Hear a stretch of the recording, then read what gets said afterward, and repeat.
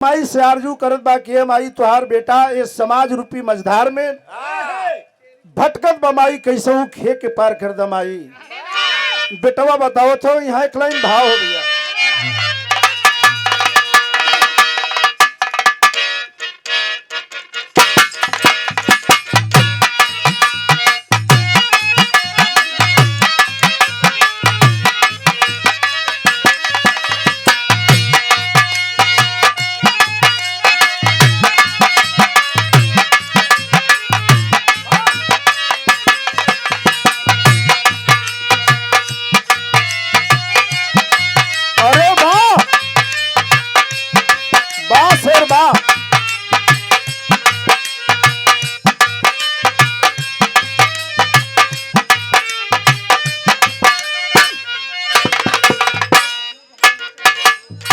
ये मौके के बाद हमारे मास्टर भैया बजा दिलन। आज जैसे हमारे माननीय मुखिया जी के आप धर्म के पुत्र का आज शादी है, हमारे भी भतीजा है आज शादी बा। यही शादी विवाह के बेला में हमारे और आप घर के बिटिया माई बहन लोग आवेलिन, ऐसने शुभ बेला में लोग आवेलिन। एक लाइन हमारे मास्टर भैया बजौलन, कैसे भैया?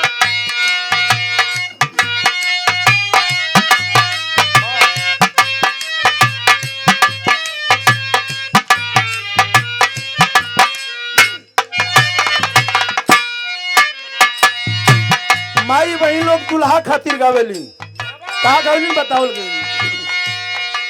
यार, छोटी मोटी सास बाली यार, छोटी मोटी सास बाड़ी आइला महर दामादी हो। वाह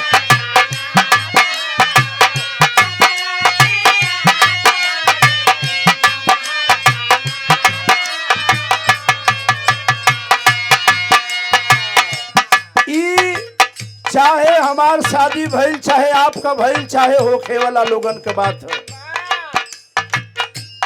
बड़ा खुशी का बेला होला।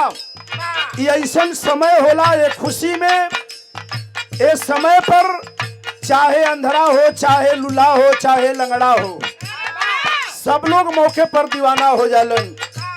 माई बहन लोग आवेली, छोटे मोटे सास बाली लमहर दामादी हो।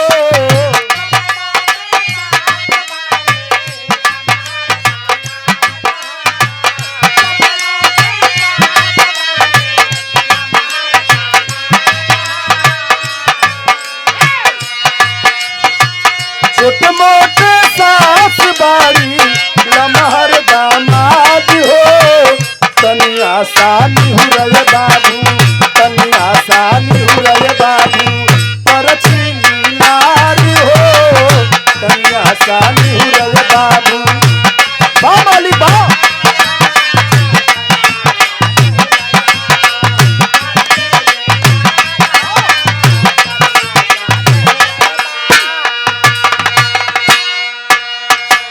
भैया हो, लेकिन यही भाव में बेटवा माई के लगे गई। माई से हाथ जोड़ के कहलस के मतारी, आज तोहरे दरवाजा पर केहू आयल, हमारी भिखारी के रूप में आयल हो। बेटवा बताओ थका बतौलस, कर लेके रमान अइली, कर लेके रमान अइली, अरे तोहरी दुआरी हो। बात सही हमारी।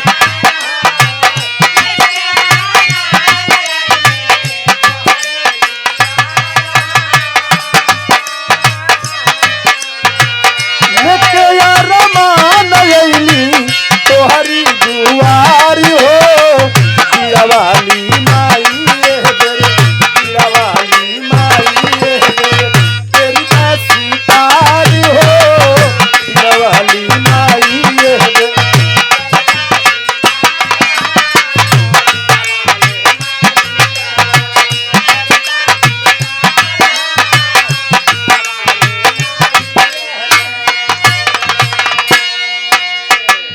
बेटवा खलस के माई तोरे दुआरी पर बिल्कुल अनाथ लाचार आयल हो माई।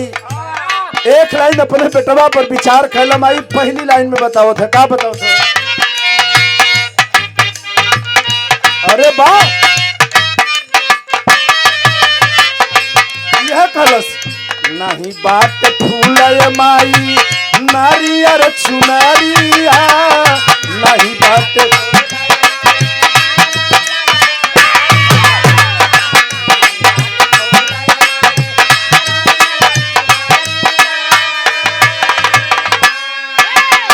कलश के माई ई तोहार ऐसन सेवक तोहरे दुआरी पर आयल हो।